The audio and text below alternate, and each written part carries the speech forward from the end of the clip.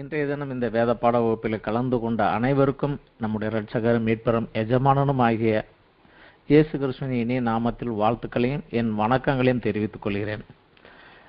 விசேஷமாக நாம் இப்பொழுது படிக்கப் போகிற பாடம் தேவ ஆட்சியின் யுகம், வரப்போகிற ஒரு காரியம். நாம் இப்பொழுது இருப்பது கிருபையின் யுகம். இது எப்பொழுது முடியும் என்றால் இயேசு கிறிஸ்துவனுடைய இரண்டாம் வருகைக்கு முன்னதாக அது முடிந்துவிடும். அதற்கு முன்னதாக ரகசிய வருகை இருக்கும் என்கிறார்கள். உபத்திரவங்கள் வரும், உபத்திரவங்கள் உண்டு. அது இயேசு கிறிஸ்து சொல்லியிருக்கிறார், கண்டிப்பாக சொல்லியிருக்கிறார், உண்டு. அந்த உபத்திரவங்கள் முடிகிற போது இயேசு கிறிஸ்துவனுடைய இரண்டாம் வருகை, பகிரங்க வருகை இருக்கும். அதிலிருந்து 1000 வருடங்களும் சில காலமும் என்று கொடுக்கப்பட்டது. அந்த சில காலங்கள் எவ்வளவு என்று தெளிவாக நமக்கு கொடுக்கப்படவில்லை. 1000 வருடங்களும் கொஞ்ச காலமும் இந்த தேவ ஆட்சியின் யுகம் நடைபெறும். இதை மில்லியனம், 1000 வருட அரசாட்சி என்றும் சொல்லுவார்கள். இது எப்பொழுது ஆரம்பிக்கும் என்றால் இயேசு கிறிஸ்துவின் இரண்டாவது வருகையிலே, பகிரங்க வருகையிலே இந்த யுகம் ஆரம்பிக்கும். இதை குறித்து குறிப்பு நமக்கு வெளிப்படுத்தல் புஸ்தகத்திலே 19வது அத்தியாயத்திலே 19, 20, 21 3 வசனங்களிலே நாம் படிக்கலாம். அதிலிருந்து இந்த யுகம் ஆரம்பமாகும். பின்பு மிருகமும் பூமியின் ராஜாக்களும் அவர்களுடைய சேனைகளும் குதிரையின் மேல் ஏறி இருக்கிறவரோடும் அவருடைய சேனையோடும் யுத்தம் பண்ணும்படி கூடி வர கண்டேன். குதிரையின் மேல் ஏறி இருக்கிறவர் என்றால் ராஜாதி ராஜா, கர்த்தாதி கர்த்தராகி இயேசு கிறிஸ்து அவருடைய தூதர்கள் சேனைகளோடு வருகிறார். 20வது வசனம். அப்பொழுது மிருகம் பிடிக்கப்பட்டது.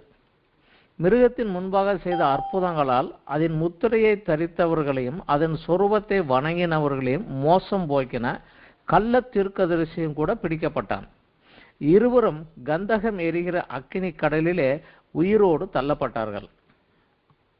மற்றவர்கள் குதிரையின் மேல் ஏறினவருடைய வாயிலிருந்து புறப்படுகிற பட்டயத்தினால் கொல்லப்பட்டார்கள். அவருடைய மாம்சத்தினாலே பறவைகள் யாவும் திருப்தி அடைந்தது. 20வது அத்தியாயத்திலே 1 - 4 வசனம் வரைக்கும் படிக்கலாம். ஒரு தூதன் பாதாளத்தின் திறவுகோலையும் பெரிய சங்கிலியும் தன் கையிலே பிடித்து கொண்டு வானத்திலிருந்து இறங்கி வர கண்டேன். பிசாஸ் என்றும் சாத்தான் என்றும் சொல்லப்பட்ட பழைய பாம்பாகிய வலு சர்ப்பத்தை அவன் பிடித்து அதை 1000 வருஷம் அளவும் கட்டி வைத்து அந்த 1000 வருஷம் நிறைவேறும் வரைக்கும் அது ஜனங்களை மோசம் போக்காதபடிக்கு அது பாதாளத்திலே தள்ளி அடைத்து அதன் மேல் முத்திரை போட்டான். அதற்கு பின்பு அது கொஞ்ச காலம் விடுதலையாக வேண்டும். அன்றியும் நான் சிங்காசனங்களை கண்டேன். அவர்கள் மேல் உட்கார்ந்தார்கள். நியாய தீர்ப்பு கொடுக்கும்படி அவர்களுக்கு அதிகாரம் கொடுக்கப்பட்டது. இயேசுவை பற்றிய சாட்சிய நிமித்தமும் தேவனுடைய வசனத்தின் நிமித்தமும் சிரச்சேதம் பண்ணப்பட்டவர்களுடைய ஆத்துமாக்களையும் மிருகத்தையாவது அதன் சொரூபத்தையாவது வணங்காமலும் தங்கள் நெற்றியிலும் தங்கள் கைகளிலும் அதன் முத்திரையை தரித்து கொள்ளாமல் இருந்தவர்களை கண்டேன். அவர்கள் உயிர்த்து கிறிஸ்துவுடனே கூட 1000 வருஷம் அரசாண்டார்கள். மரணமடைந்த மற்றவர்கள் அந்த 1000 வருஷம் முடியும் அளவும் உயிர் அடையவில்லை. இதுவே முதலாம் உயிர்த்தெழுதல். முதலாம் உயிர்த்தெழுதலுக்கு பங்குள்ளவன் பாக்கியவானும் பரிசுத்தவானுமாய் இருக்கிறான். இவர்கள் மேல் இரண்டாம் மரணத்திற்கு அதிகாரம் இல்லை. இவர்கள் தேவனுக்கும் கிறிஸ்துவுக்கும் முன்பாக ஆசாரியராய் இருந்து அவரோடு கூட 1000 வருஷம் அரசாள்வார்கள். இந்த முதலாவது உயிர்த்தெழுதலிலே எடுத்துக்கொள்ளப்பட வேண்டும் என்பதுதான் கிறிஸ்துவுக்கு நம்மை குறித்த ஒரு நோக்கமும் நமக்கும் அது ஒரு வாஞ்சியாக இருக்க வேண்டும். ஆதி திருச்சபை பாடுகள் கஷ்டங்களுக்குள்ளாக போனாலும் மரணம் வந்தாலும் நான் கிறிஸ்துவை மறுதலிய மாட்டேன் என்று சொல்லி கிறிஸ்துவுக்காக உறுதியாக நின்றார்கள். காரணம், இந்த ஒரு பாடம் அவர்களுக்கு அதிகமாக டீச்சிங் அவங்களுக்கு கிடைத்திருந்தது. இயேசு கிறிஸ்துவும் ஒரு இடத்துல சொன்னார், சரீரத்தை மாத்திரம் கொல்ல வல்லவர்களுக்கு பயப்படாதீர்கள், ஆத்மாவையும் சரீரத்தையும் நரகத்தில் தள்ள வல்லவருக்கே பயப்படுங்கள் என்று சொல்லி. ஸோ இந்த மரணத்துக்காக பயப்படாதீங்க, இதுக்கப்புறம் ஒரு வாழ்க்கை இருக்குது, நீங்க வருவீங்க என்று சொல்லியிருந்தார். இந்த ஒரு டீச்சிங்ஸ் அவங்களுக்கு அப்ப இருந்தது. அதனால அவங்க தைரியமாக நின்றார்கள். இந்த யுகம் எவ்வளோ காலம் என்றால் 1000 வருஷம், அதுக்கப்புறம் கொஞ்ச காலம், அதற்கு பின்பாக புதிய வானம் புதிய பூமியை ஆண்டவர் உண்டாக்கும் வரைக்கும் இந்த தேவ அரசாட்சியின் யுகம் நடைபெறும். இந்த யுகத்தை குறித்து வேதத்திலே அந்த 1000 வருஷ அரசாட்சியில் எப்படி இருக்கும் என்பதை குறித்து அநேக பகுதிகள் நமக்கு பழைய ஏற்பாட்டிலும் புதிய ஏற்பாட்டிலும் உண்டு. உதாரணத்துக்காக சங்கீதம் 2 வாசித்தால் அது இயேசு கிறிஸ்துவினுடைய வருகையும் அவர் ஆளப்போகிற ஆட்சியையும் குறித்து தான் அங்கே சொல்லப்படுகிறது. முழு சங்கீதமே அதை குறித்து தான். அநேக காரியங்கள் உண்டு, நான் குறிப்பாக சொல்கிறேன், அதை நீங்கள் படித்து பார்த்தால் நன்றாக இருக்கும். சங்கீதம் 45 அதை போலவே அந்த 45வது சங்கீதமும் கிறிஸ்து வந்து ராஜாவாக அரசாளுகிற போது எப்படி இருக்கும் என்பதை குறித்து சொல்லப்பட்ட ஒரு சங்கீதம் தான். அதிலே தான் ஒரு வசனம் வருகிறது, தேவனே உம்முடைய சிங்காசனம் என்றென்றைக்கும் உள்ளது, உமது ராஜ்யத்தின் செங்கோல் நீதி உள்ளதா இருக்கிறது. நீர் நீதியை விரும்பிய அக்கிரமத்தை வெறுக்கிறீர், அதனால் தேவனே உம்முடைய தேவன் உமது தோழரை பார்க்கும் உம்மை அபிஷேக சைலத்தினாலே அபிஷேகம் பண்ணினார் என்று வருகிறது. அதிலே 16வது வசனம், உமது பிதாக்களுக்கு பதிலாக உமது குமாரர்கள் இருப்பார்கள், அவர்களை பூமி எங்கும் பிரபுக்களாக வைப்பீர்கள் என்றும் ஒரு வசனம் வருகிறது. அதே போல சங்கீதம் 72 அதுவும் இயேசு கிறிஸ்துவினுடைய இந்த 1000 வருஷ அரசாட்சி பூமியிலே எப்படி இருக்கும் என்பதை குறித்து தான். இந்த சங்கீதங்களை எல்லாம் முழுவதுமாக படித்து பார்ப்பது நன்றாக இருக்கும். அதிலே ஒரு வசனம், முக்கியமான ஒரு வசனம், 8வது வசனம் 72லே, ஒரு சமுத்திரம் தொடங்கி மறு சமுத்திரம் வரைக்கும், நதி தொடங்கி பூமியின் எல்லைகள் வரைக்கும் அவர் அரசாளுவார். முழு உலகமும் ஒரு சமுத்திரத்திலிருந்து மறு சமுத்திரம் வரைக்கும், ஒரு நதியை தொடங்கி பூமியின் எல்லைகள் வரைக்கும் அவர் அரசாளுவார் என்று கொடுக்கப்பட்டது. முழு சங்கீதத்தில் அதை குறித்து தான், அவருடைய ஆட்சியை குறித்து தான் கொடுக்கப்படுகிறது. அதே போலவே சங்கீதம் 110 அதுவும் அவருடைய ஆளுகையை குறித்து தான் கொடுக்கப்படுகிறது. அதில் விசேஷமாக ஒரு வசனம், நீர் மெல்கிசேதேக்கின் முறைமையின்படி என்றென்றைக்கு ஆசாரியாராக இருக்கிறீர் என்று கர்த்தர் ஆணையிட்டார், மனம் மாறாமலும் இருப்பார். நம்ம எல்லாருக்கும் நன்றாக தெரிந்த வசனம் தான். ஆனால் வசனம் 3, நீர் வருகிற போது உமது பராக்கிரமத்தின் நாளிலே உம்முடைய ஜனங்கள் மனப்பூர்வமும் பரிசுத்த அலங்காரம் உள்ளவர்களுமாய் இருப்பார்கள், விடியற் காலத்து கற்பத்திலே பிறக்கும் பனிக்கு சமானமாய் உம்முடைய எவ்வன ஜனம் உமக்கு பிறக்கும். இது ஆண்டவராகிய இயேசு கிறிஸ்துவை ஏற்றுக்கொண்டு அவரை கீழ்ப்படிந்து வாழ்கிற நம்மை குறித்து சொல்லப்படுகிற ஒரு வசனம். நீர் வருகின்ற போது உம்முடைய ஜனங்கள் மனப்பூர்வமும் பரிசுத்த அலங்காரம் உள்ளவர்களாய் இருப்பார்கள். வெளிப்படத்தில் நாம் படித்த போதும் முதலாம் உயிர்த்தெழுதலுக்கு பங்குள்ளவன் பாக்கியவானும் பரிசுத்தவானுமாய் இருக்கிறார். அவர்கள் விடியற் காலத்திலே பிறக்கக்கூடிய பனிக்கு சர்ப்பாம்பாக, அது வரைக்கும் அது இல்லை, ஆனால் அந்த விடியற் காலத்தில் எப்படி வந்தது, எங்கிருந்து வந்தது தெரியாமல் வரும். அது போலதான் இந்த உயிர்த்தெழுதலிலே இந்த ஜனங்கள் வருவார்கள் என்று அதை குறித்து கொடுக்கப்படுகிறது சங்கீதங்களிலே. விசேஷமாக தீர்க்கதரிசிகள் ஆகமத்திலே மீகா எழுதின புஸ்தகத்திலே அத்தியாயம் 4 1 - 7 வரைக்கும் கிறிஸ்துவனுடைய ஆட்சி எப்படி இருக்கும் என்று சொல்லுகிறார். அதே வசனத்தை தான் ஏசாயாவும் 2வது அத்தியாயத்திலே 1 - 4 வசனங்களுக்காக 4 வசனங்களில் படித்தால் அதில் அதை குறித்து தான் சொல்லுகிறார். மீகாவும் ஏசாயாவும் ஒரே காலத்தில் இருந்த தீர்க்கதரிசிகள் தான், இரண்டவரும் சம காலத்தை சேர்ந்தவர்கள் தான். இதில் ஏசாயா 2வது அத்தியாயத்தில் நிறைய குறிப்புகள் உண்டு, ஆனால் நான் ஏசாயாவில் உள்ள குறிப்புகளை மாத்திரம் நான் இப்பொழுது எடுத்து கொடுக்கிறேன். எல்லாத்தையும் படித்தோம்னா நேரம் ரொம்ப போயிடும்.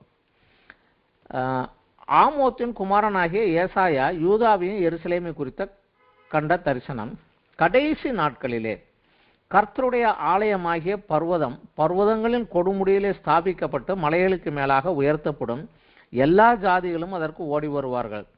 திரளான ஜனங்கள் புறப்பட்டு வந்து, நாம் கர்த்தரின் பர்வதத்துக்கும் யாக்கோபின் தேவனுடைய ஆலயத்துக்கும் போவோம், வாருங்கள், அவர் தமது வழிகளை நமக்கு போதிப்பார், நாம் அவர் பாதைகளிலே நடப்போம் என்பார்கள். ஏனெனில் சீயோனிலிருந்து வேதமும் எருசலேமிலிருந்து கர்த்தரின் வசனமும் வெளிப்படும். அவர் ஜாதிகளுக்குள் நியாயம் தீர்த்து திரளான ஜனங்களை கடிந்து கொள்வார்.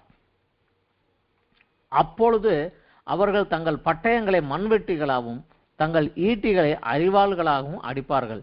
ஜாதிக்கு விரோதமாக ஜாதி பட்டயம் எடுப்பதில்லை, இனி அவர்கள் யுத்தத்தை கற்பதும் இல்லை.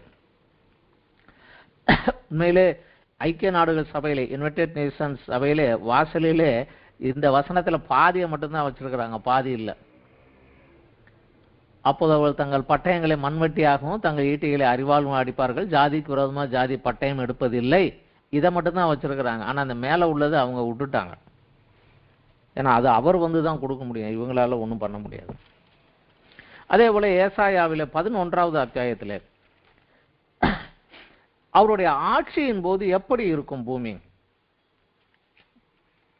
அவரை குறித்து ஈசாயா என்னும் அடிமரத்தில் துளிர் தோன்றி வேர்களிலிருந்து கிளை எழும்பி செழிக்கும், ஞானத்தையும் உணர்வை அருளும் ஆவியும் ஆலோசனையும் பலனையும் அருளும் ஆவியும் அறிவையும் கர்த்தருக்கு பயப்படுகிற பயத்தை அருளும் ஆவியுமாக கர்த்தருடைய ஆவியானவர் அவர் மேல் தங்கியிருப்பார் என்று சொல்லி ஆரம்பித்து 4வது வசனத்திலிருந்து, நீதியின்படி ஏழைகளை நியாயம் விசாரித்து யதார்த்தத்தின்படி பூமியில் உள்ள சிறுமையானவர்களுக்கு தீர்ப்பு செய்து பூமியை தனது வாக்கின் கோலால் அடித்து தன் வாயின் சுவாசத்தினால் துன்மார்க்கரை சங்கரிப்பார். நீதி அவருக்கு அரைக்கட்டும், சத்தியம் அவருக்கு இடைக்கச்சயமாயிருக்கும். அப்பொழுது ஓனாய் ஆட்டுக்குட்டியோட தங்கும், புலி வெள்ளாட்டுக்குட்டியோட படுத்துக்கொள்ளும், கன்றுக்குட்டியும் பாலசிங்கமும் காளையும் ஒருமித்து இருக்கும். ஒரு சிறு பையன் அவைகளை நடத்துவான். பசுவும் கரடியும் கூடி மேயும், அவர்களுடைய குட்டிகள் ஒருமித்து படித்துக் கொள்ளும். சிங்கம் மாட்டை போல வைக்கோல் தின்னும். பால் குடிக்கும் குழந்தை விரியன் பாம்பு வலையின் மேல் விளையாடும். பால் மறந்த பிள்ளை கட்டு விரியன் புற்றிலே தன் கையை வைக்கும். என் பரிசுத்த பர்வதம் எங்கும் தீங்கு செய்வாரும் இல்லை, கேடு செய்வாரும் இல்லை. சமுத்திரம் ஜலத்தினால் நிறைந்திருக்கிறது போல பூமி கர்த்தரை அறிகிற அறிவினால் நிறைந்திருக்கும். அக்காலத்திலே ஜனங்களுக்கு கொடியாய் நிற்கும் ஈசாயின் வேருக்காக ஜாதிகள் விசாரித்து கேட்பார்கள். அவருடைய தாபரஸ்தலம் மகிமையா இருக்கும். இந்த 1000 வருட அரசாட்சி எப்படி இருக்கும் என்று சொல்லுகிறது. இது கிட்டத்தட்ட வேற ஒன்றும் இல்லை, ஏதேன் தோட்டத்திலே ஆண்டவர் ஆதாம் ஏவாளை சிருஷ்டித்த போது வைத்திருந்த அதே சூழ்நிலைக்கு திரும்பவும் வருகிறது.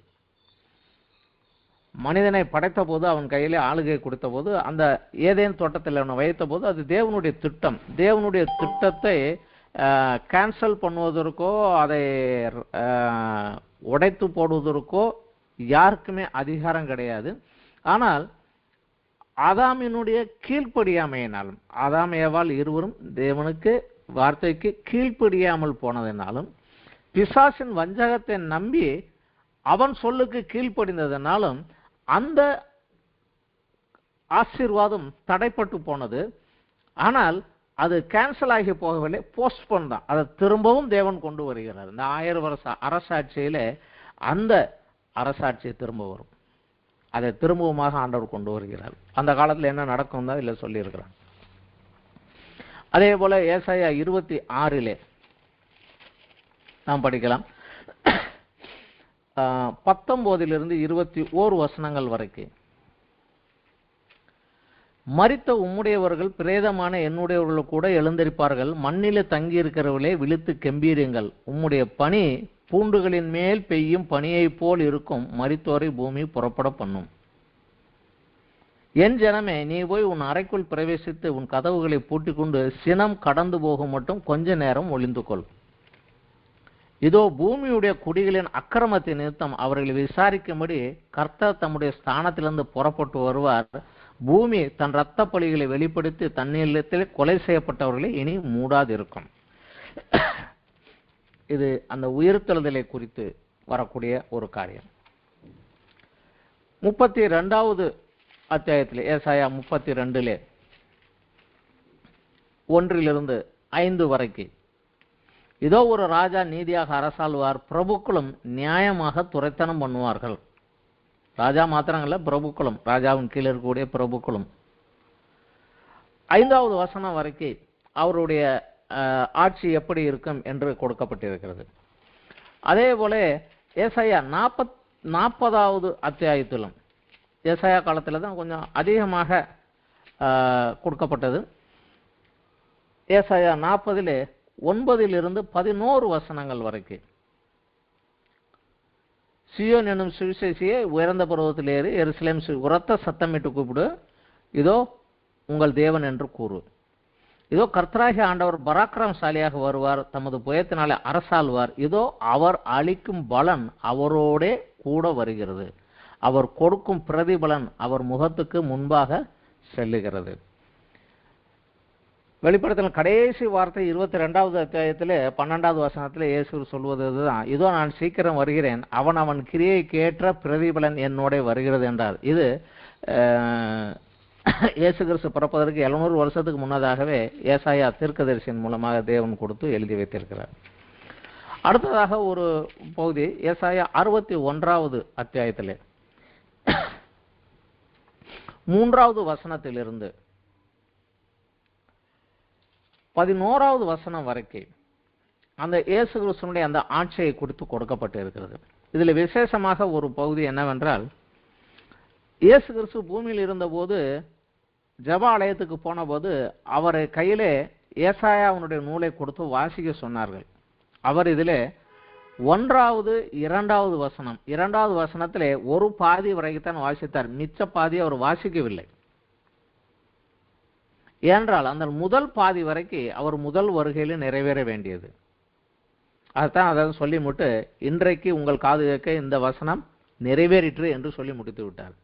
அந்த 2வது வசனத்தில் உள்ள மீதி பாதியும் 3வது வசனங்களும் அவருடைய 2ஆம் வருகையில தான் நிறைவேறும். அதனால அது கரெக்டா அதோட அவர் நிறுத்திட்டார். அது என்னது என்றால் 1வது வசனம், கர்த்தராகிய தேவனுடைய ஆவியானவர் என்மேல் இருக்கிறார், சிறுமைப்பட்டவர்கள் சுவிசேஷத்தை அறிவிக்க கர்த்தர் என்னை அபிஷேகம் பண்ணினார், இருதயம் நொறுங்குண்டவர்களுக்கு காயங்கட்டுதலும் சிறைப்பட்டவர்களுக்கு விடுதலையும் கட்டுண்டவர்கள் கட்டவிழ்த்தலையும் கூறவும் கர்த்தருடைய அனுகிரக வருஷத்தை பிரசித்தம் பண்ணவும் என்னை அனுப்பினார் என்று சொல்லி நிறுத்திவிட்டார்.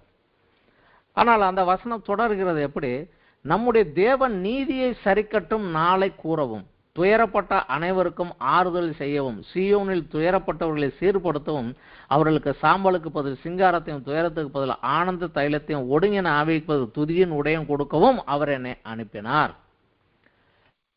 அதுல பின்னாடி வருகிற வசனங்கள் அந்த 1000 வருஷ அரசாட்சியில இருக்கக்கூடிய காரியங்கள் தான். 3லிருந்து 11வது வசனம் வரைக்கும் அந்த உயிர்த்தலில் வருகிறவர்களுக்கு தேவனிடத்தில் கிடைக்கக்கூடிய பலன்களை குறித்து தான் சொல்லுகிறது. ஏசாயா 65லே நாம் படிக்கலாம். 17லிருந்து 25 வசனங்கள் வரைக்கும். ஏசாயா 65 17லிருந்து 25 வரைக்கும். இதோ நான் புதிய வானத்தையும் புதிய பூமியையும் சிருஷ்டிக்கிறேன், முந்தினவைகளை நினைக்கப்படுவதும் இல்லை, மனதிலே தோன்றுவதும் இல்லை. நான் சிருஷ்டிக்கிறதுனாலே நீங்கள் என்றென்றைக்கு மகிழ்ந்து களி கூறுவோம். இதோ எருசலேமை களி கூறுதலாகவும் அதன் ஜனத்தை மகிழ்ச்சியாகவும் சிருஷ்டிக்கிறேன். அதுல 20வது வசனம் சொல்லுகிறது, அங்கே இனி அற்ப ஆயுசுள்ள பாலகனும் தன் நாட்கள் பூரணமாகாத கிழவனும் உண்டாகிறார்கள், 100 வயது சென்று மரிக்கிறவனும் வாலிபன் என்று எண்ணப்படுவான். சோ அந்த காலத்தினுடைய ஆசீர்வாதங்கள் எப்படி இருக்கும், பூமியுடைய சூழ்நிலைகள் எல்லாமே மாறி போய்விடும். 66வது கடைசி அத்தியாயத்திலே 12வது வசனத்திலிருந்து நாம் படித்தால் 24வது வசனம் வரைக்கும் கடைசி வரைக்கும் அவருடைய 1000 வருஷ அரசாட்சியில் எப்படி நடக்கும் எப்படி இருக்கும். அதுல விசேஷமாக 18வது வசனம், நான் அவர்கள் கிரியையும் அவர்கள் நினைவுகளையும் அறிந்திருக்கிறேன், நான் சகல ஜாதியாரையும் பாஷைக்காரரையும் கூட்டி சேர்க்கும் காலம் வரும், அவர்கள் வந்து என் மகிமையை காண்பார்கள். 21, அவர்களில் சிலரை ஆசாரியராகவும் லேவியராகவும் தெரிந்து கொள்வேன் என்று கர்த்தர் சொல்லுகிறார். ஆசாரியரும் லேவியரும் லேவிய வம்சத்தை சேர்ந்தவர்களுக்கு மாத்திரம்தான் கொடுக்கப்பட்டது. இங்க சகல ஜாதியாரையும் சேர்ப்பேன், அந்த சகல ஜாதிகளிலிருந்தும் சிலரை ஆசாரியராகவும் லேவியராகவும் தெரிந்து கொள்வேன் என்று இங்கதான் கொடுக்கிறார். இது அந்த 1000 வருஷ அரசாட்சியிலே. இன்று இந்த கிருபையின் காலத்திலே நமக்கு ஆரம்பித்து 1000 வருஷ அரசாட்சியில் அது முழுமையாக நம்ம கைக்குள் வரப்போகிறது. இவைகள் எல்லாம் அந்த 2ஆம் வருகையின் போது நடக்கக்கூடிய அந்த தேவ ஆட்சியின் யுகத்தை குறித்து கொடுக்கப்பட்டிருக்கிறது. இந்த யுகத்திலே இருக்கக்கூடிய ஒரு சாதகமான தன்மை என்ன என்றால், பிசாசு பாதாளத்தில் அடைக்கப்பட்டு போய்விட்டான். 1000 வருடங்கள் வெளியே வர முடியாது, ஜனங்களை வஞ்சித்து ஏமாற்ற முடியாது. சோ ஒரு சாதகமான ஒரு காரியம். இயேசு கிறிஸ்து வருவதற்கு முன்பதாக முழு உலகம் அவர் ஆளுக்கு கீழாக இருந்தது. அவர் சிலுவையிலே மரித்து உயிர்த்த போது, முழு உலகத்தினுடைய பாவத்திற்கு பரிகாரம் செலுத்தின போது அந்த பாவத்தின் தண்டனையிலிருந்து நம்மை விடுவித்தார். இன்று பரிசுத்த ஆவியானவர் மூலமாக, தேவ வார்த்தையின் மூலமாக நம்மை அவருக்கு கீழாக, அவருடைய ஆளுக்கு கீழாக கொண்டு வந்து நமக்குள்ளே இருந்த பழைய பாவ சுபாவத்தை மேற்கொள்ள பலன் கொடுத்து நம்மை அதை மேற்கொண்டு ஜெயங்கொண்டவனாக வெளியே வர வைக்கிறார். அவருடைய இரண்டாம் வருகையிலோ அந்த பிசாசானவனே போய்விட்டான். பாவத்தின் பிரசன்னமே அங்கே கிடையாது. ஒரு நல்ல ஒரு காலம் வருகிறது. ஆனால் அந்த காலத்திலே உயிர் தெழுந்து மேலே போகிற போது அவர்கள் எப்படி இருப்பார்கள்? அவருக்கு உரிய காரியங்கள் என்ன? இன்று கிறிஸ்துவனுடைய ஆளுகைக்கு உட்பட்டு அவரோடு அந்த முதலாம் உயிர்த்தெழுதலில் எழுந்து சொல்லி போகிறவர்களுக்குரிய நிலைமைகள் என்ன? நாம் எல்லாருமே அதை நோக்கித்தான் ஓட வேண்டும்.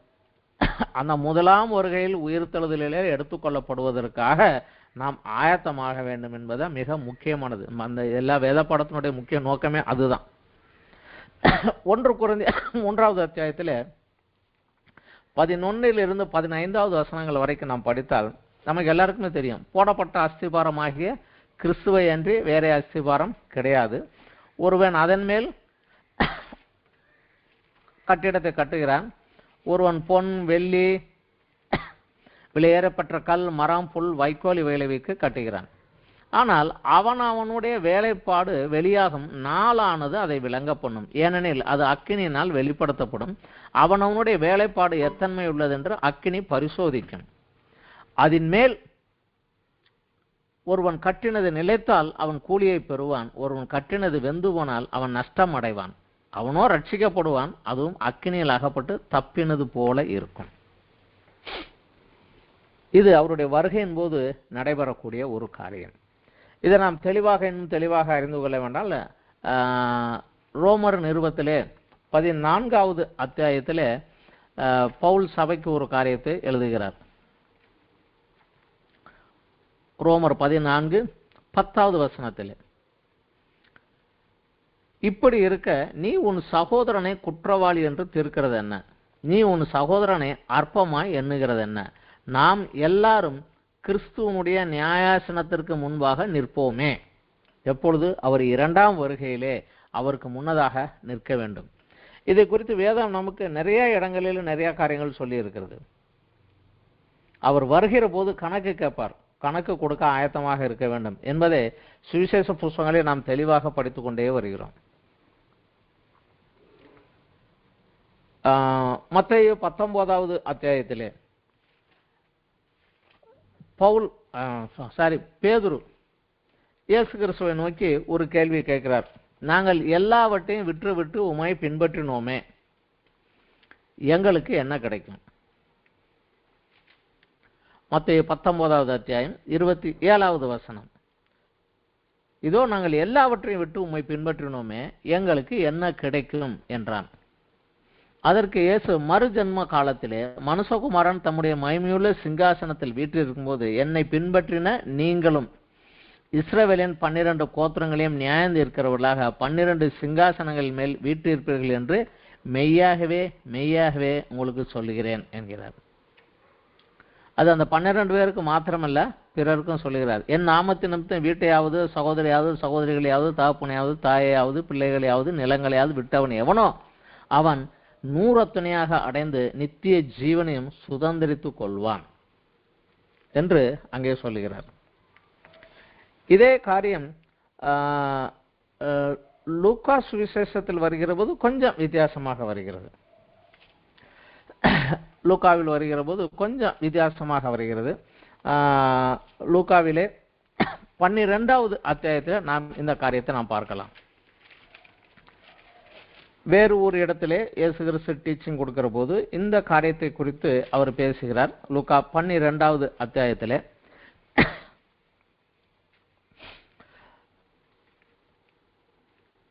29 எண்ணத்தை உண்போம் எண்ணத்தை குடிப்போம் என்று நீங்கள் கேளாமல் சந்தேகப்படாமல் இருங்கள். இவைகளை உலகத்தார் தேடுகிறார்கள், இவைகள் உங்களுக்கு தேவை என்று உங்கள் பிதாவானவர் அறிந்திருக்கிறார். தேவனுடைய ராஜ்யத்தை தேடுங்கள், அப்பொழுது இவைகளெல்லாம் உங்களுக்கு கொடுக்கப்படும். பயப்படாதே சிறுமந்தையே, உங்களுக்கு ராஜ்யத்தை கொடுக்க உங்கள் பிதா பிரியமா இருக்கிறார். அதனால நீங்க அதுக்கு இப்ப தயாராகுங்க அப்படிங்கிறார். 37வது வசனத்துல இருந்து, எஜமான் வரும்போது விழித்திருக்கிறவர்களா காணப்படுகிற ஊழியக்காரன் பாக்கியவான். அவர் அறை கட்டி கொண்டு அவர்களை பந்தியிருக்க செய்து சமீபகம் வந்து அவர்களுக்கு ஊழியம் செய்வார் என்று மெய்யாகவே உங்களுக்கு சொல்லுகிறேன். அவர் 2ஆம் ஜாமத்திலாவது 3ஆம் ஜாமத்திலாவது அவர்கள் அப்படி இருக்க கண்டால் ஊழியக்காரர்கள் பாக்கியவான்கள். 40 அப்படியே நீங்கள் நினையாத நேரத்தில் மனுஷகுமாரன் வருவார், ஆகையால் நீங்களும் ஆயத்தமாய் இருங்கள் என்கிறார். அப்போது பேதுரு அவரை நோக்கி கேட்கிறான், ஆண்டவரே, இந்த ஊமையை எங்களுக்கு மாத்திரம் சொல்லுகிறீரா, எல்லாருக்கும் சொல்லுகிறீரா என்று கேட்கிறார். அப்போது பணிவிடைக்காரனுக்கு தகுந்த காலத்திலே படி கொடுக்கும்படி எஜமான் அவர்கள் மேல் அதிகாரியாக வைத்த உண்மைய விவேகம் உள்ள ஊழியக்காரன் யார்? எஜமான் வரும்போது அப்படி செய்கிறவனா காணப்படுகிற ஊழியக்காரன் பாக்கியவான். தனக்கு உள்ளது எல்லாவற்றின் மேலும் அவனை விசாரணைக்காரனாக வைப்பான் என்று மெய்யாகவே உங்களுக்கு சொல்லுகிறேன். அந்த ஊழியக்காரனோ என் எஜமான் வர நாள் செல்லும் என்று தனக்குள்ளே சொல்லிக்கொண்டு வேலைக்காரரையும் அடிக்கவும் புசித்து குடிக்க வெறிக்க தலைப்பட்டால் அவன் நினையாத நாளிலும் அறியாத நேரத்திலும் அந்த ஊழியக்காரனுடைய எஜமானம் வந்து அவனை கடினமாக தண்டித்து உண்மை இல்லாதவர்களோடு அவனுடைய பங்கை நியமிப்பான். தன் எஜமானுடைய சித்தத்தை அறிந்தும் ஆயத்தமாயிராமலும் அவனுடைய சித்தத்தின்படி செய்யாமலும் இருந்த ஊழியக்காரன் அநேக அடிகள் அடிக்கப்படுவான். அறியாதவனாயிருந்து அடிகளுக்கு ஏதுவானவிலை செய்தவனோ சில அடிகள் அடிக்கப்படுவான். எவனிடத்தில் அதிகம் கொடுக்கப்பட்டதோ அவனிடத்தில் அதிகம் கேட்கப்படும். மனுஷர் எவனிடத்தில் அதிகம் ஒப்புவிக்கிறார்களோ அவனிடத்தில் அதிகமாக கேட்பார்கள். ஸோ இதுக்கு ஆயத்தமாக இருங்க. வருகைக்கும் போது உங்களுடைய வெகுமதியை பெற்றுக்கொள்வதற்காக இந்த காலத்திலே நீங்கள் அதற்கு ஆயத்தமாக இருங்கள். அவர் விரும்பின காரியத்தை செய்து நீங்க பலப்பட்டு வாருங்கள் என்று அந்த டீச்சிங் அந்த காலத்தில இருந்தே கொடுக்கப்பட்டு வந்தது. இயேசு அதை குறித்தும் சொல்லுகிறார். மத்தேயு 25வது அத்தியாயத்திலே சொல்லுகிறார். லூக்கா 19வது அத்தியாயத்திலும் இதே உவமையில் வருகிறது. லூக்கா 25 வேறு ஒரு இடத்துல சொல்லப்பட்டது, மத்தேயு 25, லூக்கா 19 வேறு ஒரு இடத்துல சொல்லப்பட்டது. ஆனா இரண்டிலும் சொல்லப்பட்ட காரியங்கள் ஒன்றுதான். மத்தேயு 25 எஜமான் வெளியூருக்கு போனார். ஒருவன் கையில 5 தாளந்தும் ஒருவன் கையில 2 தாளந்தும் ஒருவன் கையில 1 தாளந்தும் கொடுத்து விட்டு போனான். திரும்பி வந்தபோது கணக்கு கேட்டான். அப்ப 5 வாங்கினவன், நீர் கொடுத்த 5லே நான் அதிகமாக 5 சம்பாதித்தேன் என்றான். வா, கொஞ்சத்தில் உண்மையாயிருந்தால் அநேகத்தின் மேல் உன்னை அதிகாரியாக வைப்பேன் என்றார்.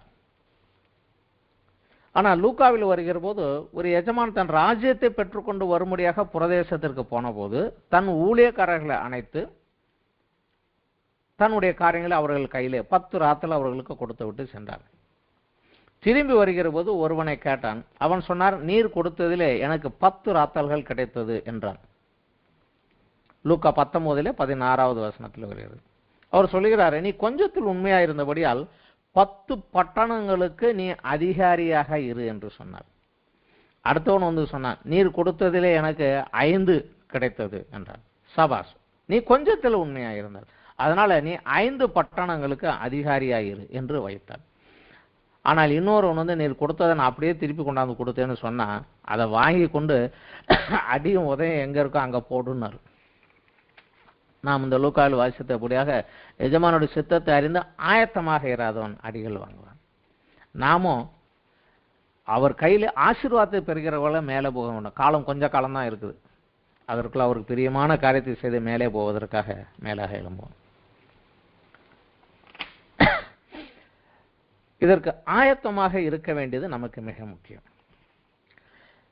இதை நான் சொல்லுவதனுடைய காரியம் என்னவென்றால், இயேசு கிறிஸ்து வருகிற போது எருசலேமிலே அவருடைய ராஜ்யம் இருக்கும். இன்று இந்தியாவினுடைய ஹெட் குவார்ட்டர்ஸ் என்றால் டெல்லியில் இருந்து கொண்டுதான் பிரைம் மினிஸ்டர் இந்தியாவை முழுவதுமாக ஒரு ஆளுகை செய்யக்கூடியார். அன்று முழு உலகமே ஒரே அரசாங்கத்துக்குள்ளாக வரும். அதனுடைய ராஜாவாக எருசலேமிலே இயேசு கிறிஸ்து அமர்ந்து இருப்பார். அவருடைய சார்பிலே அவருடைய அரசாட்சியின் கீழாக, அவருடைய கீழ் பிரபுக்களாக ஆளுகை செய்கிறவர்களாக இன்று அவருக்கு ஊழியம் செய்த நாம் தான் அன்று அங்கே உட்கார்ந்திருக்க போகிறோம். அதற்கு நாம் இப்பொழுது ஆயத்தமாக வேண்டும். இப்பொழுது நாம் செய்யக்கூடிய ஊழியங்கள் எல்லாமே ட்ரைனிங் பீரியடு தான். இந்த ட்ரைனிங்ல எவ்வளவு உண்மையாக, எவ்வளவு விசுவாசமாக செய்தோம் என்பதுதான் நம்மளுடைய அன்றைய நிலைமை எங்கே இருக்க போகிறோம் என்பதை குறித்து நமக்கு நியமிக்கப் போகிறது.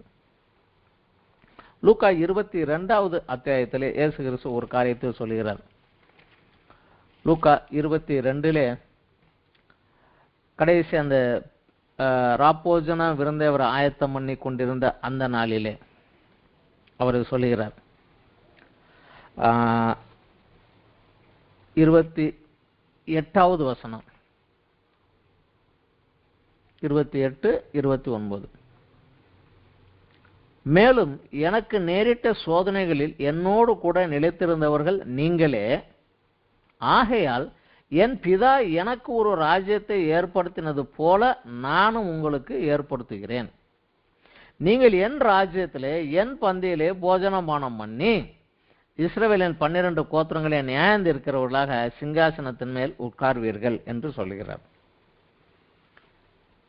அவரோடு கூட சோதனைகளை சகித்தோமானால், அவரோடு கூட பாடுகளை சகித்தோமானால், அவரோடு கூட ஆளுகை செய்வோம் என்பதுதான் ஆதி திருச்சபைக்கு டீச்சிங்ஸாக இருந்தது.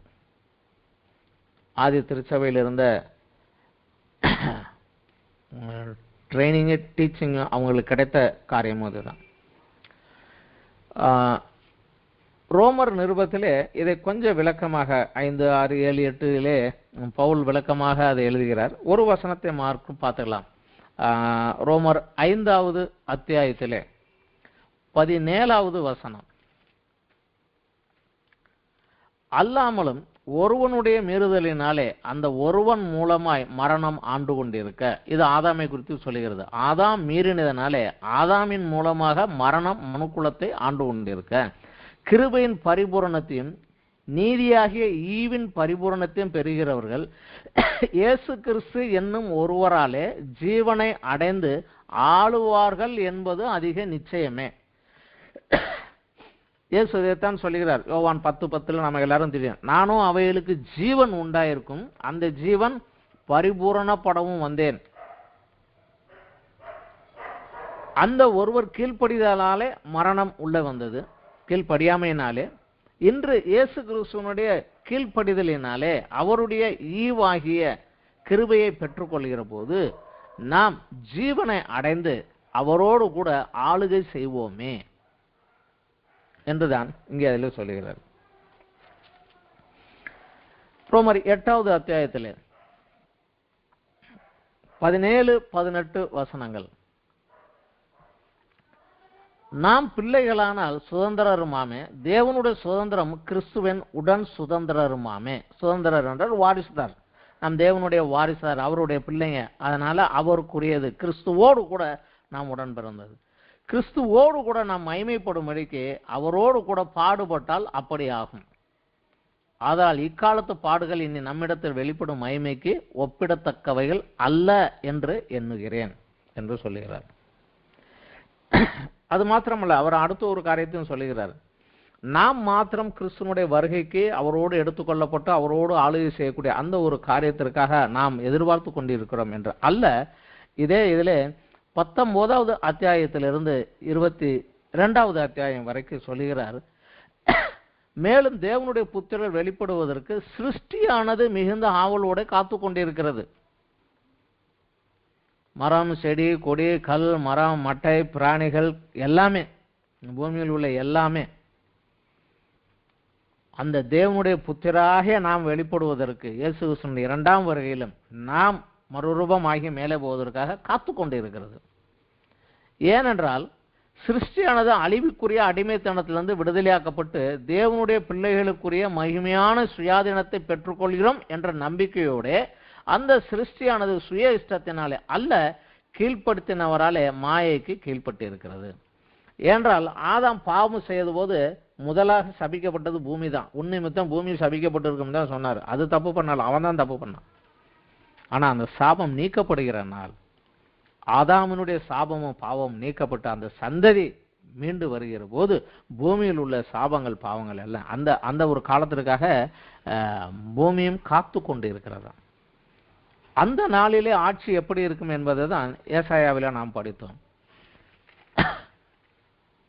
ஆடும் ஓனாயும் ஒன்றாக மேயும், சிங்கம் மாட்டை போல வைக்கோல் தின்னும், என் பரிசுத்த பருவத்தில் ஒருவரும் ஒருவருக்கும் கெடு செய்வதில்லை, சிறு பிள்ளை பாம்பு புத்திலே கையை வைத்து விளையாடும். அந்த ஒரு சமாதானம் அனைவருக்குள்ளாக அந்த ஒரு காலகட்டம் வரும். அந்த காலத்தை பூமியும் எதிர்பார்த்து கொண்டிருக்கிறது தான் என்று சொல்லுகிறார் அவர்.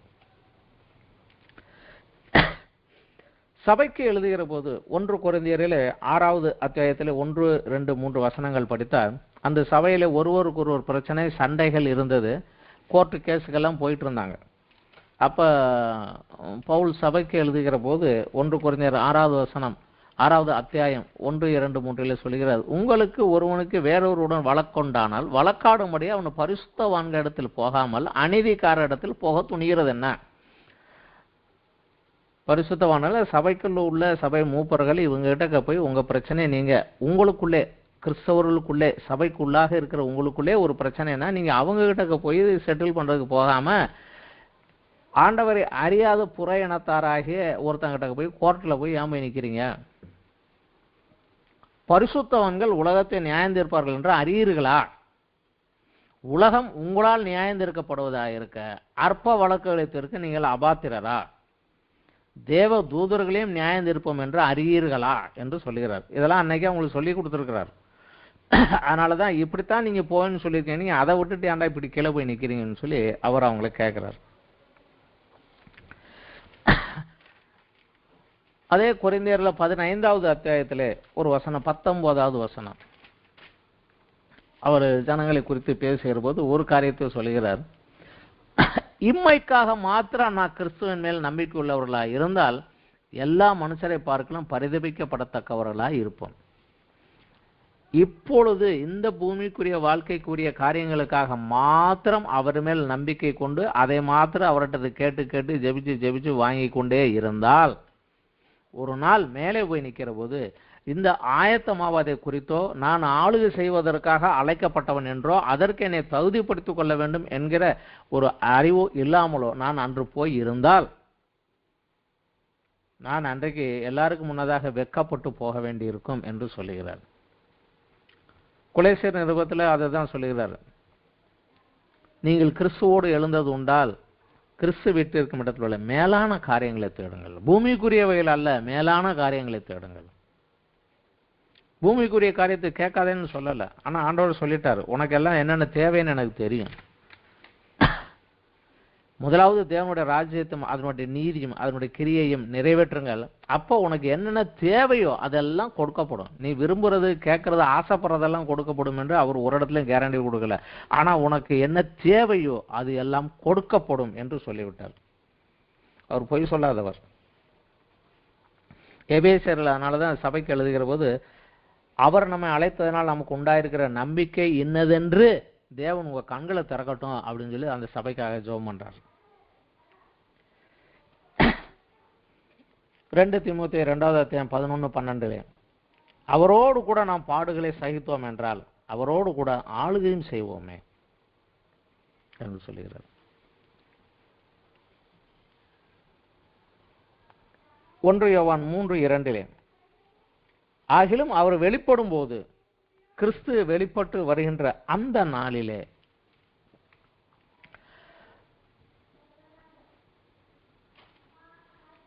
பிரியமானவர்களே, 1 யோவான் அத்தியாயம் 3:2 பிரியமானவர்களே, இப்பொழுது தேவனுடைய பிள்ளைகளாய் இருக்கிறோம், இனி எவ்விதம் இருப்போம் என்று இன்னும் வெளிப்படவில்லை. ஆகிலும் அவர் வெளிப்படும் போது அவர் இருக்கிற வண்ணமாகவே நாம் அவரை தரிசிப்பதினால் அவருக்கு ஒப்பாய் இருப்போம் என்று அறிந்திருக்கிறோமே. அவர் எப்படி இருக்கிறாரோ, மரித்து உயிர்த்து எழுந்த இயேசு என்ன சரீரத்தில் எப்படி இருந்தாரோ அப்படியே நாம் இருப்போம் என்பதை நாம் அறிந்திருக்கிறோமே. இயேசு கிறிஸ்துவும் அவர்கிட்ட ஒரு டவுட் கேட்க வந்தவங்களும் சொன்னாங்க, மரித்தோரில் உயிர்த்தெழுந்தவர்கள் தேவ தூதரை போலவும் தேவனுக்கு பிள்ளைகளாகவும் இருப்பார்கள் என்று சொல்லி அவங்க டிஸ்பியூட்டுக்கு அவர் காரியத்தை சொல்லி முடித்தார். மரித்தோர்கள் உயிர்த்தெழுந்து இருக்கிறவன் இப்ப இருக்கிறவன் போல இருக்க மாட்டான், தேவ தூதரை போல, தேவனுக்கு பிள்ளைகளாக. அப்ப தேவன் எப்படி இருக்கிறாரோ அதை போல அவர்கள் இருப்பார்கள் என்று சொன்னார். சபைக்கு ஆசீர்வாதத்தை கொடுக்கிற போது வெளிப்படுத்தல இருக்கக்கூடிய அந்த 7 சபைகளுக்கு 2, 3 அத்தியாயங்கள் வருகிற அந்த சபைகளுக்கு கொடுக்கிற போது முதலாவது எபேசு சபைக்கு கொடுத்த ஆசீர்வாதமே, ஜெயங்கொள்கிறவன் எவனோ அவனுக்கு ஜீவ விருட்சத்தின் கனியை புசிக்க கொடுப்பேன் என்றார். ஆதாம் தடை செய்யப்பட்டது என்று திரும்ப அந்த ஆதாமுடைய அந்த காலம், அந்த களங்கமில்லாத அந்த ஒரு காலத்துக்குள்ளாக நம்மை திரும்ப கொண்டு வருகிறார், நம்மை உள்ளே கொண்டு வருகிறார். ஜீவ விருட்சத்தின் கனியை புசிக்க கொடுப்பேன். அடுத்த சபை சிமிர்னாவுக்கு, ஜெயம் கொள்கிறவன் எவனோ அவன் 2ஆம் மரணத்தினாலே சேதப்படுவதில்லை என்று சொல்கிறார். 2ஆம் மரணம் என்று ஒன்று உண்டு, அதுதான் நித்திய நியாய தீர்ப்புக்குள்ள போக வேண்டும். நாம் முதலாம் உயிர்த்தெழுதலிலே பங்கு பெற்றால் அவனுக்கு 2ஆம் மரணம் அவன் மேலே கிடையாது. அந்த முதலாம் உயிர்த்தெழுதலிலே போவதற்கு நாம் ஆயத்தமாக வேண்டும். இது நமக்கு ஆயத்தமாக இருக்க வேண்டும். ஆனால் இன்று ஒரு அளவுக்கு சபைகளிலே சாதாரணமாக கேட்டால், இயேசு கிறிஸ்து வந்து நீ உயிர்த்தெழுந்து மேலே சென்றால் என்ன செய்வாய் என்று கேட்டால் அவர் சொல்லக்கூடிய ஒரே பதில், ஆராதித்து துதித்து சந்தோஷமா மகிழ்ந்து பாட்டு பாடிக்கொண்டே இருப்பேன். அது இந்த 1000 வருடத்திலே அப்படியாக சொல்லப்படவில்லை. அவரோடு கூட ஆளுகை செய்வோம், நமக்கு வேலை இருக்குது, அவர் சார்பாக பூமியை ஆளுகின்ற வேலை இருக்கிறது. இந்த 1000 வருடம் முடிந்த பிறகு பிசாசு வெளியே எடுக்கப்படுகிறார். இந்த 1000 வருடத்தினுடைய சாதகமான தன்மையை நாம் பார்த்தோம். இப்பொழுது அதில் வரக்கூடிய பரீட்சை, அந்த 1000 வருஷ அரசாட்சியில் இருக்கக்கூடிய ஜனங்களுடைய பரீட்சை என்னவென்றால், கிறிஸ்துவுக்கும் உயிர்த்தெழுந்து அவர் சார்பாக ஆளுகின்ற பரிசுத்தவான்களுக்கும் கீழ்ப்படிந்து நடக்க வேண்டும், அவ்வளவுதான். ஆனால் அந்த 1000 வருடம் முடிந்ததற்கு பிறகு 1000 வருடங்கள் தேவனுடைய ஆளுகையும் ஆசீர்வாதத்தையும் ஆரோக்கியமான ஒரு வாழ்க்கையும், இன்றைக்கு காற்று மாசுபட்டு போய்விட்டது, தண்ணி மாசுபட்டு போய்விட்டது, சாப்பாடு எல்லாமே கெமிக்கல் ஆகி போச்சு, இதெல்லாம் நீக்கப்பட்டு எல்லாம் பரிசுத்தமாக பரிபூரணமாக முதலில் இருந்ததை போல இருக்கக்கூடிய காலம் வந்த பின்பும் கூட அவங்க எப்படி இருக்கிறாங்கன்னு பார்ப்பதற்காக பிசாசை மீண்டுமாக அனுமதிக்கிறார். வெளிப்படுத்தல் 20வது அத்தியாயத்தில் 7வது வசனத்திலிருந்து வருகிறது. 1000 வருடத்திற்கு பின் இந்த பிசாசு வெளியே விடப்படுகிறது. அப்பொழுது அவன் வெளிப்படுத்தல் 20, 7, 8, 9 வசனம். 1000 வருடம் முடியும் போது சாத்தான் தன் காவலிலிருந்து விடுதலையாகி பூமியின் 4 திசையிலும் உள்ள ஜாதியாகிய கோகையும் மாகோகையும் மோசம் போக்கும்படிக்கு அவர்களை யுத்தத்திற்கு கூட்டிக் கொள்ளும்படிக்கு புறப்படுவான். அவர்களுடைய தொகை கடற்கரை மணல் அத்தனையா இருக்கும். அவர்கள் பூமி எங்கும் பரம்பி பரிசுத்தவான்களுடைய பாளையத்தையும் பிரியமான நகரத்தையும் வளைந்து கொண்டார்கள். அப்பொழுது தேவனாலே வானத்திலிருந்து அக்கினி இறங்கி அவர்களை பட்சித்து போட்டது. மேலும் அவர்களை மோசம் போக்கின பிசாசானவன் மிருகமும் கள்ளத்தீர்க்கதரிசியும் இருக்கிற அக்கினியும் கந்தகமான கடலிலே தள்ளப்பட்டான். அவர்கள் இரவும் பகலும் சதா காலங்களிலும் வாதிக்கப்படுவார்கள். இது 1000 வருடத்திற்கு பின்னாடி கொஞ்ச காலம் அவனுக்கு. அப்பொழுதும் கூட அந்த பூமியில் உள்ள ஒரு சிலர் கிறிஸ்துவனுடைய ஆசீர்வாதத்தை அனுபவித்த போதும் கூட அவனுடைய சொல்லுக்கு கீழ்ப்படிந்து வஞ்சிக்கப்பட்டு தேவனுக்கு விரோதமாக வருவார்கள். அதோட முடியுது. இதுதான் அந்த 1000 வருஷ அரசாட்சியில் இந்த பரீட்சை, அதனுடைய ரிசல்ட்டான தோல்வி. எல்லாரும் அல்ல, ஒரு சிலர். ஆனா அந்த தோல்விக்கு ஒரு நியாய தீர்ப்பு உண்டு. நியாய தீர்ப்பு பரலோகத்திலிருந்து அக்கினி இறங்கி அவர்களை அழித்தது. அதோடு முடித்து விடவில்லை. இரண்டாவதாக வெளிப்படுத்தல் 20:11 பார்க்கிறோம். பின்பு நான் பெரிய வெள்ளை சிங்காசனத்தை கண்டேன், அதன் மேல் வீட்டு இருக்கிறவன் கண்டேன். அவருடைய சமூகத்திலிருந்து பூமியும் வானமும் அகன்று போயின, அவைகளுக்கு இடம் காணப்படவில்லை. மரித்தோராகிய சிறியோரையும் பெரியோரையும் தேவனுக்கு முன்பாக நிற்க கண்டேன். அப்பொழுது புஸ்தகங்கள் திறக்கப்பட்டன. ஜீவ புஸ்தகம் எனும் வேறொரு புஸ்தகமும் திறக்கப்பட்டது. அப்போது அந்த புஸ்தகத்தில் எழுதப்பட்டபடியே மரித்தோர் தங்கள் தங்கள் கிரியைகளுக்கு தக்க நியாய தீர்ப்பு அடைந்தார்கள். சமுத்திரம் தன்னிலுள்ள மரித்தோரை ஒப்புவித்தது, மரணமும் பாதாளம் தங்களிலுள்ள மரித்தோரை ஒப்புவித்தது. யாவரும் தங்கள் தங்கள் கிரியையின்படியே நியாய தீர்ப்பு அடைந்தார்கள். அப்பொழுது மரணமும் பாதாளமும் அக்கினி கடலிலே தள்ளப்பட்டன. இது 2ஆம் மரணம். ஜீவ புஸ்தகத்திலே எழுதப்பட்டவனாக காணப்படாதவன் எவனோ அவன் அக்கினி கடலிலே தள்ளப்பட்டான். இதுதான் இரண்டாவது மரணம். கிறிஸ்து சொன்னார், என்னை விசுவாசிக்கிறவன் மரிக்காமல் இருப்பான் என்று சொன்னது இந்த இரண்டாவது மரணத்தை குறித்து தான். பூமிக்குரிய மரணத்தை குறித்து அவர் சொன்னபோது அவன் நித்திரையா இருக்கிறான் என்று தான் சொன்னார். யாரும் அழுவாதீங்க, அந்த பிள்ளை தூங்கிக்கிட்டு இருக்கிறா, நான் எழுப்பி விடுறேன்னு சொன்னார். அந்த 12 வயது உள்ள பெண் மரித்து போனாள் என்று சொன்னபோது அவள் மரிக்கவில்லை, நித்திரையாக இருக்கிறான், நான் எழுப்பி விடுறேன்னு சொன்னார். லாசர் மரித்து அடக்கம் பண்ணப்பட்ட 4 நாள் கழித்து போகிற போது நம்முடைய சகோதரன் நித்திரையாக இருக்கிறான், அவனை போய் எழுப்ப போறேன் தான் போனார். மரணம் என்று அவர் சொல்லுவது இந்த மரணம் தான். இந்த மரணத்துக்குள்ள ஒருவன் போனதற்கு பிற்பாடு அவனுடைய ஜபமோ கூச்சலோ குறிச்சலோ எதுக்குமே தேவன் செவி கொடுக்க போவதில்லை. தேவனை விட்டு நிரந்தரமாக பிரிக்கப்பட்டு நித்திய அழிவுக்குள்ளாக போய்விடுவான். ஆனால் விசேஷமாக இந்த நரகம் என்பது மனிதனுக்காக சிருஷ்டிக்கப்பட்ட ஒன்று அல்ல, பிசாசுக்கும் அவனுடைய தூதர்களுக்காகவும் சிருஷ்டிக்கப்பட்டதுதான். மத்தேயு 25வது அத்தியாயத்திலே இயேசு கிறிஸ்து வந்து சொல்லுகிறாரு, ஆடுகளை 2ஆக பிரிப்பார். வெள்ளாடுகளை ஒரு பக்கம், செம்மறி ஆடை ஒரு பக்கம். ஒரு பக்கம் இருக்கவங்க சொல்லுவார், நான் தாகமாக இருந்தேன், தண்ணி கொடுத்தீங்க, சாப்பாடு இல்லாமல் இருந்தேன் கொடுத்தேன், சட்டை இல்லாமல் இருந்தேன் கொடுத்தேன், ஜெயிலில் இருந்தேன் பார்க்க வந்தீங்க, ஆஸ்பத்திரியில் இருந்தேன் பார்க்க வந்தீங்க, நான் ஹெல்ப் பண்ணீங்க. அதனால் உலக தோற்றத்திற்கு முன் தேவன் உங்களுக்காக சிருஷ்டித்த ஆசீர்வாதத்தை சுதந்திரித்துக் கொள்ளுங்கள் என்று சொல்வேன் என்றார். அப்போ அவங்க கேட்டாங்க, நாங்கள் உங்களை எப்போ பார்த்தோம்னு. இந்த பூமியில் இல்லாதவன் எவனுக்கு கொடுத்து அது எனக்கே கொடுத்தேன், ஏன்னா எல்லாரும் ஆண்டவருடைய பிள்ளைங்க தான், அவனுக்கு கொடுத்தேன்னா அது எனக்கு கொடுத்தது தான் ஆண்டார்.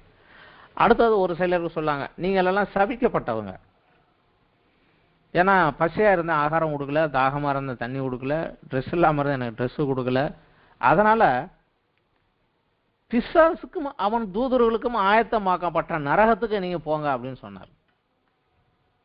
இந்த நரகம் அவனுக்காக ஆயத்தமாக்கப்பட்டது தான், மனிதனுக்காக அல்ல. ஆனால் பிசாசின் கிரியைகளை செய்து அவனுக்கு கீழ்ப்படிந்து நடந்தா அது அவன் கூட தான் போயாகணும். ஆண்டவருக்கு கீழ்ப்படிந்து அவர் விரும்புகிற காரியத்தை அவருடைய கிரியை செய்து ஆண்டவர் வீட்டுக்குள்ள போகலாம். இதுதான் காரியம். இதற்கு அப்பாற்பட்டான் அந்த வெள்ளை சிங்காசன நியாய தீர்ப்பிலே முதலாம் காலத்திலிருந்து ஆதாமுடைய சந்ததியில் இருந்து இன்றைக்கு வரைக்கும் மரித்த அனைவருமே இந்த முதலாம் உயிர்த்தெழுதலிலே எழுந்து போகாத மற்றவர்கள். முதலாம் உயிர்த்தெழுதலிலே எழுந்து போகிறவன் யாராக இருக்க வேண்டும் என்றால், ரட்சிப்பின் அனுபவத்தை பெற்று ஆண்டவருடைய சித்தத்தின்படி வாழ்ந்து ஆண்டவர் சித்தத்தை நிறைவேற்றினவன் மாத்திரமே அவரோடு அங்கே போக வேண்டும். யோவான் 17வது அத்தியாயத்தில் 4வது வசனத்தில் இயேசு இப்படி சொல்லுகிறார், பிதாவே, பூமியில் உம்மை நான் மகிமைப்படுத்தினேன், நான் செய்யும்படி நீர் நியமித்த கிரியைகளை நான் செய்து முடித்தேன் என்று சொன்னார். அப்படியாக ஆண்டவர் என் கையில் கொடுத்த கிரியைகளை நான் செய்து முடித்தவன் தான் அங்க அவர் கூட போக முடியும். அந்த ஒரு காலகட்டத்துக்குள்ள அது இல்லாதவன் எல்லாம் தள்ளுபடி ஆகித்தான் போகும். அவர்கள் எல்லாருமே நியாய தீர்ப்புக்குள்ள வருவாங்க. ஆனா எல்லாரும் நியாய பிரமாணத்துக்குள்ளாக வரப்போறதில்ல. ஆபிரகாமினுடைய சந்ததியும் இஸ்ரவேலர் தேசங்கள் அனைத்தும் நியாய பிரமாணத்தின்படி நியாயந்தீர்க்கப்படுவார்கள். ஆனால் மற்றவர்கள் அனைவரும் நோவாவோடு உடன்படிக்கை பண்ணின போது அதில் உள்ள சரத்துகளின்படி, ஆதாமோடு சொன்ன அந்த சரத்தின்படி, மனச்சாட்சிக்கு விரோதமாக, மனச்சாட்சி அவர்களை தேவனுடைய வாணி சொல்லியும் அதை மீறி குற்றம் செய்தவர்கள் அந்த குற்றத்தின்படியாக தண்டிக்கப்பட்டு போவார்கள். இன்று கிறிஸ்துவுக்குள்ளாக இருக்கக்கூடிய அந்த கிருபையின் காலத்தில் இருக்கக்கூடிய கிறிஸ்தவர்களும் கிறிஸ்துவின் பிரமாணத்திற்கு உட்பட்டு நடக்காமல் அதை மீறி நடக்கிற போது அவர்களும் தண்டனைக்குள்ளாகி போவார்கள். எனவே நாம் இந்த கடைசி காலத்தில் நமக்கு ஆயத்தமாக இருக்க வேண்டும். அந்த நியாய தீர்ப்பு எல்லாருக்கும் நடந்து முடிந்து அவனவன் கிரியையின்படி அவனவன் தண்டனையை பெற்றுக்கொண்டு சென்றது பிற்பாடு வெளிப்படுத்தல் 21வது அத்தியாயம் 22வது அத்தியாயம் அடுத்த ஒரு யுகத்தை ஆரம்பிக்கிறது. புதிய வானத்தையும் புதிய பூமியையும் கண்டேன் என்கிறார். முந்தின வானமும் முந்திய பூமியும் ஒளிந்து போயிற்று, சமுத்திரமும் இல்லாமல் போயிற்று. பூமியிலே சமுத்திரமே இல்லை. நம்ம எல்லாரும் சொல்றது போல இயேசு கிறிஸ்து வருவார், எடுத்துக்கொண்டு மேலே அப்படியே சொர்க்கத்துக்கு ஆகாயத்துக்கு மேலே போயிடுவான், அங்கதான் சொர்க்கம் இருக்கு, நான் அங்கதான் இருப்பேன் அப்படிங்கிறது ஒரு காமனான ஒரு ஐடியா. அது உண்மை கிடையாது. இன்று உயிர்த்தெழுந்து அவரோடு திரும்ப பூமியில் வந்துதான் 1000 வருஷம் அரசாட்சி பண்ண போகிறோம். 1000 வருஷம் அரசாட்சி முடிந்து நித்திய நியாய தீர்ப்பு அது முடிந்ததற்கு பிற்பாடும் பரம எருசலேம் ஆகாயத்திலிருந்து பூமிக்கு தான் இறங்கி வருகிறது. புதிய வானமும் புதிய பூமியை சிருஷ்டிக்கிறார். சமுத்திரம் இல்லாமல் போய்விட்டது. சமுத்திரம் ஏன் இல்லாமல் போய்விட்டது என்றால், அந்த பரம எருசலேம் கீழே இறங்கி வந்து உட்காருகிற போது அந்த நகரம் பரம எருசலேம் சதுரமாக, அதனுடைய நீளமும் அகலமும் ஒன்று, அது மாத்திரமல்ல அதனுடைய உயரமும் ஒன்றாகத்தான் இருந்தது. வெளிப்படுத்தல் 21 16வது வசனத்தில் சொல்லுகிறது. அந்த நகரம் சதுரமாய் இருந்தது, அதன் அகலமும் நீளமும் சமமாய் இருந்தது. அவன் அந்த கோலினால் நகரத்தை அளந்தான், அது 12000 ஸ்தாதி அளவாய் இருந்தது. அதன் நீளமும் அகலமும் உயரமும் சமமாய் இருந்தது. அவன் அதன் மதிலை அளந்தபோது அது தூதனுடைய அளவாகிய மனுஷனுடைய அளவின்படி 144 முழமாய் இருந்தது. இந்த 12000 ஸ்தாதி என்பது எவ்வளவு என்றால் 14000 கிலோமீட்டர். 14000 கிலோமீட்டர் நீளமும் 14000 கிலோமீட்டர் அகலமும் 14000 கிலோமீட்டர் உயரமும் உள்ள ஒரு கியூபை போல அந்த நகரம் இருந்தது. அதனுடைய கோட்டை சுவருடைய அகலம் 144, 221 மீட்டர் அகலம் உள்ளதாக இருந்தது. இன்றைக்கு 100 அடி ரோடுங்கிறாங்க, அது 221 அடிக்கு கோட்டை சுவரை கட்டி வச்சாங்க. அது எப்படி இருந்தது, அந்த நகரம் எப்படி இருந்தது 21, 22 ரெண்டுலையுமே சொல்லுகிறார்கள். சொல்லுகிற போது 21வது அத்தியாயத்தில் ஒரு வார்த்தையை தெளிவாக சொல்லுகிறார். 7வது வசனம், ஜெயம் கொள்கிறவன் எல்லாவற்றையும் சுதந்திரத்துக் கொள்வான், நான் அவன் தேவனாய் இருப்பேன், அவன் என் குமாரனாய் இருப்பான். பயப்படுகிறவர்களும் அபிசுவாசிகளும் அருவருப்பானவர்களும் கொலைபாதகரும் விபச்சாரக்காரரும் சூனியக்காரரும் விக்கிரக ஆராதனைக்காரரும் பொய்யர் அனைவரும் 2ஆம் மரணமாகிய அக்கினியும் கந்தகமேறியர் கடலிலே பங்கடைவார்கள் என்றார். இன்று நாம் 1ஆம் உயிர்த்தெழுதலிலே எழுந்து போவதற்கு நாம் ஆயத்தமாக வேண்டும். அதற்கு நம்மை ஆயத்தமாக்கி கொண்டு போக வேண்டும். இந்த நியாய தீர்ப்பு முடிந்ததற்கு பிற்பாடு சிலுவையிலே கிடைக்கப்பட்ட மீட்பின் முழு பலன்களும் உண்மையாக்கப்பட்டு நித்திய காலமாக பிதாவோடு நாம் இருப்போம். அந்த பரம எருசலேமுக்குள் நாம் வாசமாய் இருப்போம். இயேசு கிறிஸ்து கடைசியாக சீசர்களை விட்டு போகும்போது சொல்லுகிறார், உங்கள் இருதயம் கலங்காமல் இருப்பதற்காக பிதாவிடத்தில் அநேக வாசஸ்தலங்கள் உண்டு, உங்களுக்காக ஒன்று ஆயத்தம் பண்ண போகிறேன். இப்பொழுது அவர் ஆயத்தம் பண்ணி கொண்டுதான் இருக்கிறார்.